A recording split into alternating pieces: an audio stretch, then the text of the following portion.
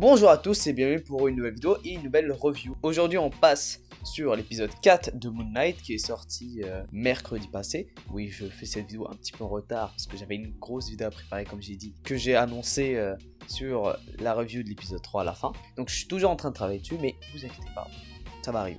Donc revenons à Moon Knight, l'épisode 4. Pour donner mon avis, je suis un petit peu déçu de cet épisode. Ouais, je sais, ça, écoute, ça peut paraître parfait. J'ai trouvé l'épisode un petit peu long pour rien. J'ai trouvé que tout le passage qu'on passe dans le tombeau, je l'ai trouvé un peu long et un peu inutile. Et des fois certaines incohérences.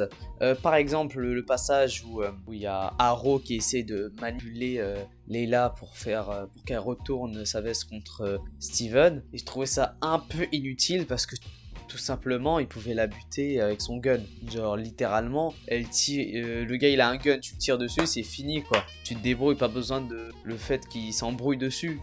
Vraiment, c'était inutile de faire ça, je trouve. Alors que t'avais un gun et en plus tu l'as utilisé sur Steven.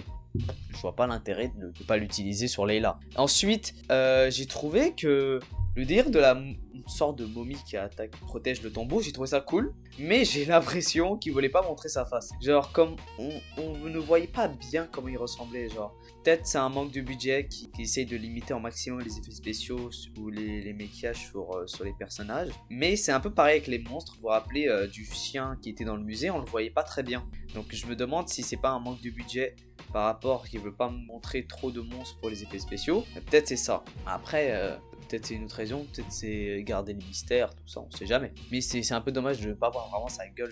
J'aimerais le voir comme, tu sais, les orques dans Seigneur des Anneaux. J'aurais kiffé qu'il ressemble à ça, tu vois. Après, on va passer directement au passage le plus important de l'épisode. C'est quand Steven meurt et on retrouve dans un asile. Ce qui est pas très surprenant si vous connaissez en comics Moon Knight, ça c'est déjà arrivé dans les comics, et pas que en comics, même en série, de dire que voilà, toutes les aventures qui s'est passées, en fait c'est pas la réalité, et après on retourne notre veste en disant oui c'est la réalité. Alors c'est pas surprenant, moi je suis un peu déçu de ce plot twist, j'aurais aimé, parce que je sais qu'ils vont retourner sur, en fait l'histoire est vraie, et c'était un plan de Arrow. Ça va sûrement être comme ça dans l'épisode 5. Et ils vont s'en sortir avec Jack. D'ailleurs, quand on voit le sarcophage de Jack dans l'épisode à la toute fin. Donc ça va être sûrement ça. Ce qui est dommage, que c'est très prévisible. Alors si moi j'arrive à deviner ça, je pense que tout le monde est capable de deviner ça. Alors que s'ils auraient vraiment pris le risque de dire en fait tout est faux, j'aurais kiffé.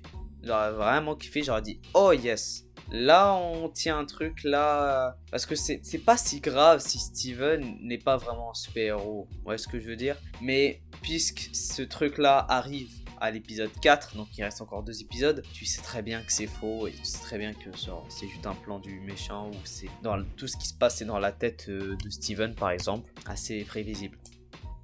À part ça, j'ai pas trouvé vraiment de plan... Il y a un plan qui est assez stylé, c'est quand il meurt. À part ça, il n'y a pas vraiment de plan original où je m'attendais à une couleur intéressante, tout ça.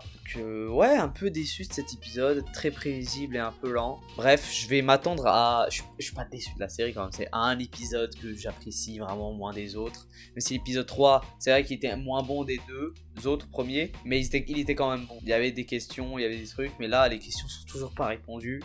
Ce qui fait qu'on va répondre à toutes les questions de la série en 2 épisodes. Donc en 2 heures, logiquement, ça m'a l'air faisable. Mais si le prochain épisode ne répond pas aux questions, je vais me poser des questions. Je vais me dire, oula, est-ce que c'est bien écrit? Est-ce que c'est là pour poser le mystère? Ou ils vont tout révéler à la fin? Et j'ai vraiment peur que Jake soit un Deus Ex Machina. Comme j'ai dit, j'ai très peur que Jake soit un Deus Ex, mais j'espère pas de soi. Donc ouais, ça sera tout pour cette review. À la semaine prochaine pour l'épisode 5 du coup. Et je suis très curieux de savoir comment ça va se passer.